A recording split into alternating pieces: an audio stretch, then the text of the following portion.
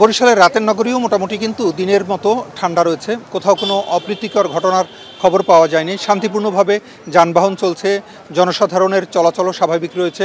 রাতের বেলা আমরা যেটা দেখেছি যে আজ রাতে বরিশাল নদীবন্দর থেকে দুটি যাত্রীবাহী লঞ্চ ঢাকার উদ্দেশ্যে ছেড়ে যাচ্ছে। মোটামুটি বেশ ভালো সংখ্যক যাত্রী আমরা দেখতে পেয়েছি। যাত্রীদের সাথে কথা বলেছি, লঞ্চ চলাচল স্বাভাবিক থাকায় তারাও সন্তোষ প্রকাশ করেছে।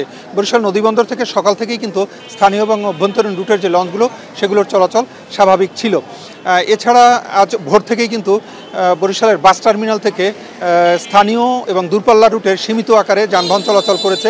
যাত্রী সংখ্যা ছিল মোটামুটি অন্যান্য যে কোনো সময়ের চেয়ে তুলনামূলক কিছুটা কম। আর দিনের বেলাও যানবাহন চলাচল স্বাভাবিক ছিল। শহরের মধ্যে যে যানবাহন সেগুলো কিন্তু ঠিকঠাকভাবে চলেছে।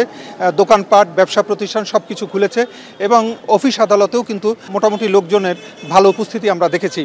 আর বরিশাল নগরীতে আজকে যেটা দেখেছি অন্য আরেকটা জিনিস, সেটি হচ্ছে শিক্ষার্থী এবং রাজনৈতিক দলের যারা কর্মী রয়েছে তারা কিন্তু ট্রাফিকের দায়িত্ব তাদেরকে পালন করতে দেখেছি। ট্রাফিকের উপস্থিতি খুব একটা ছিল না, আর সেই কারণে কিন্তু যেসব জায়গায় জ্যাম থাকে সেসব জায়গায় কিন্তু ট্রাফিকের দায়িত্ব পালন করেছে শিক্ষার্থী এবং রাজনৈতিক দলের কিছু কর্মীরা। মোটামুটি আজকে রাতের নগরী, বরিশাল নগরী এবং দিনের নগরী মোটামুটি শান্ত ছিল। এতটুকু ছিল বরিশাল থেকে সর্বশেষ খবর।